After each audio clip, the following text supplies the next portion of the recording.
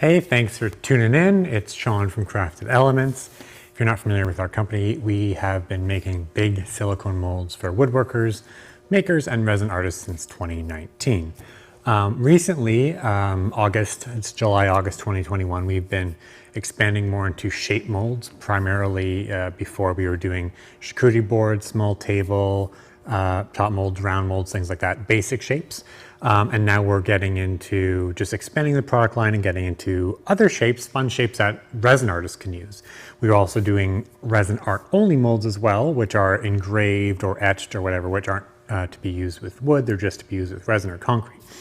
However, today I want to talk about some of our hybrid molds, which are smaller molds like this. For example, that's a coffin shape. Here's a heart shape. They're still big for resin molds, but they're small and compared to our bigger charcuterie board or small tabletop molds. And they're also less deep. We're talking anywhere from they're either 3/4 inches deep or 1 inch deep. This one in particular, this coffin mold, is 3/4 inches deep. And it's probably going to mostly be used with resin or concrete or plaster. But you can definitely use it with wood and resin, just like some of our other molds. And I'm going to show you a quick video here on making a coffin serving board, a coffin cheese board for Halloween. Or, if you're, kind of macabre and dark and into that thing and you want to use all year round, go ahead. Anyway, so what I'm going to do is, I did make a video on YouTube about a trick on our shape molds. Specifically, if you're using them with wood and resin, the trick is to make a template first. Most people don't have a CNC machine where they can cut to match. And estimating this isn't very accurate. So what I recommend is pouring a 1/4 inch to 1/2 inch layer, when you get the mold, 1/4 inch or 1/2 inch layer of clear epoxy. And put a little wood block in the middle, so that'll act as your handle. And effectively you're making a clear template. You can then take that clear template, put it over your live edge wood or whatever you're going, and you can trace it exactly. You might spend 10 or 20 bucks in resin to make that template, and it'll save you so much time and effort. In this case, that's effectively my template. It's just a spare cut of this piece I had from our CNC. And that is some ambrosia maple, which I'm going to be cutting, which is almost 3/4 inches. It's a little over 3/4 inches, because obviously we're going to plane this down once we're done and probably end up with a 5/8 board. So I'm just going to take our template, line it up here, and trace it right onto the wood. And again, this is way easier than trying to estimate it or measure once you have the mold. Again, doing the template will save you time. So now I've got the coffin, hard to see, but it's part of the coffin traced onto the wood. I'm going to go over to the saws, cut that out, and we're going to place it in the mold and continue.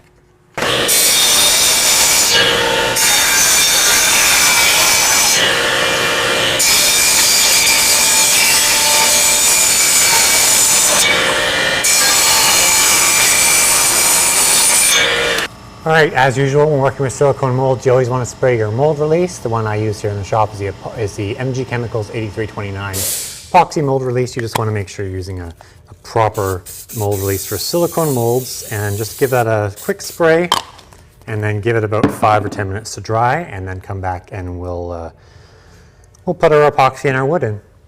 All right, so we have our cut piece of live edge wood, which we've profiled to match the side of this coffin mold, and as you can see, it fits quite nicely because we did use the template, and it's sitting proud of the mold a bit, which is fine because once this is fully set, we're gonna have to plane the entire thing anyway. And the trick to using wood and resin is you need to keep the wood down. There's obviously no clamps built into these molds, so we usually just use a hand weight or a kettlebell, and that solves that problem. Now what I've gone and done here is I'm gonna mix up some resin, which I have pre-tinted already in a black and purple color. So I've mixed some black pigment and some purple pigment because, again, this is a coffin mold, and I want something kind of a little bit dark and sinister, and I feel like the kind of a purpley black matches that requirement. So I'm just going to give our resin a good mix.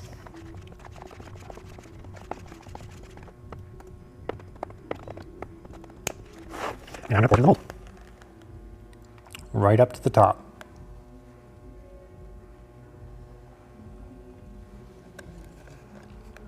Perfect. So we'll let that set, come back and finish her up. Some time has passed and our resin is now set. It's bubbled up a lot just because of the heat that this particular urethane resin generates, but that's fine because we're going to plane this entire thing down anyway, so it makes no difference. Take my weight off and then just easily demold that piece like nothing. Clean mold. And there is our coffin shape, live edge wood with resin. Now we can take this, plane it down, and finish the edges, and then get to the finishing stages.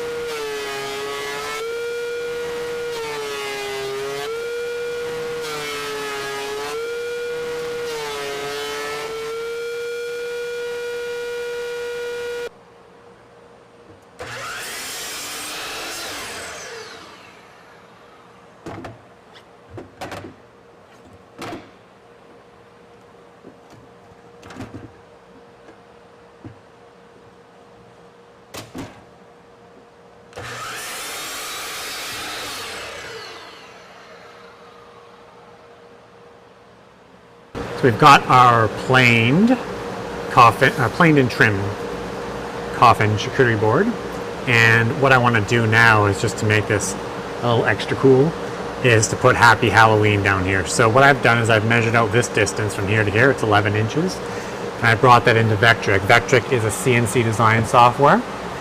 So I've got Happy Halloween, and I'm going to generate a toolpath to generate this. So it's kind of a creepy looking font, and we're going to use a V-carve bit on the CNC to put that here.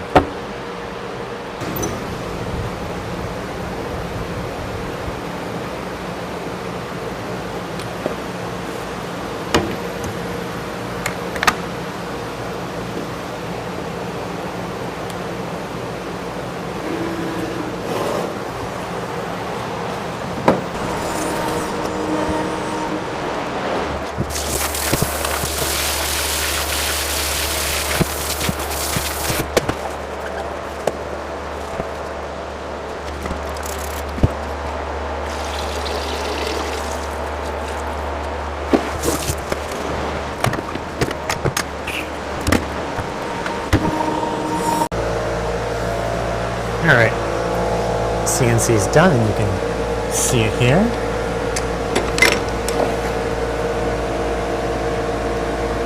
Happy Halloween! Next thing I'm going to do is I'm going to put a finger / hanging hole at the end of this board using a hole saw. And then once I've got that done, I can router out the edges and router out that finger hole.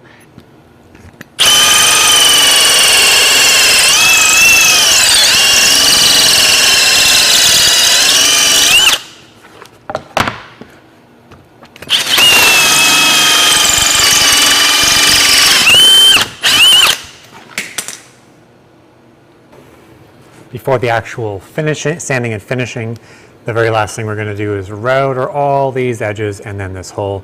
And for that, I'm just going to use a radius router bit. I believe this is a 5/8 or 3/4 radius, and we're just going to run it through the router table to get everything nice and curved.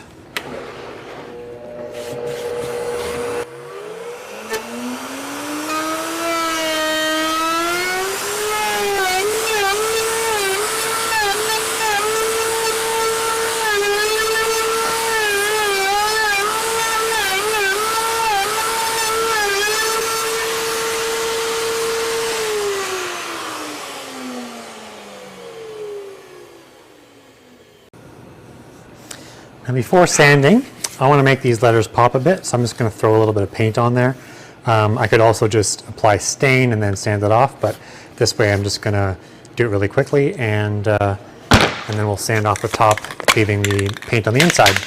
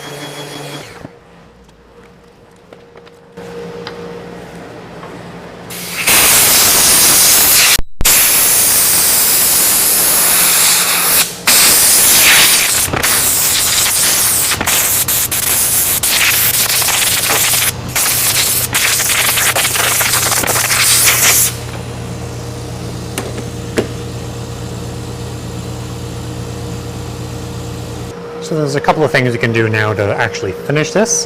We could top coat it with resin, and that would get rid of all these little pinholes and some of the bubbles that came up. Or we could just blow all that out and then coat it in oil.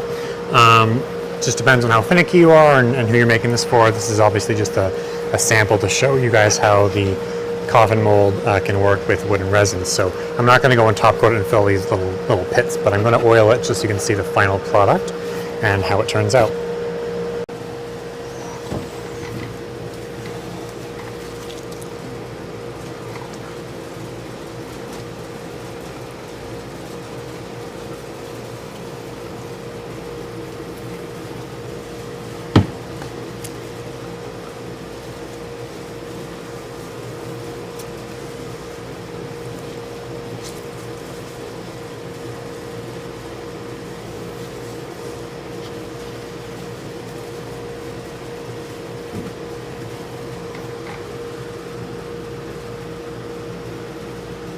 Well, here you go. We've got our fully finished Happy Halloween toe pincher coffin shaped cheese board using our Crafted Elements 15 by 9 coffin board mold, 3/4 inches, and some Alumilite urethane resin, and of course our Axiom CNC to finish off the lettering. Now, this video was obviously made with the intent of showing you how to use our molds, some of our awkward shape molds with wood, and I hope it proves that you can. You don't need to have, one of our simple rectangular or circular shape molds to make cool wood and resin projects. You can use coffin molds, heart shape molds, the USA shape mold. We have a lot of different molds for a lot of different uses. So, if you're looking to get your own coffin mold or other mold for your next big resin project, woodworking project, or otherwise, make sure you head over to craftedelements.com now. Happy making.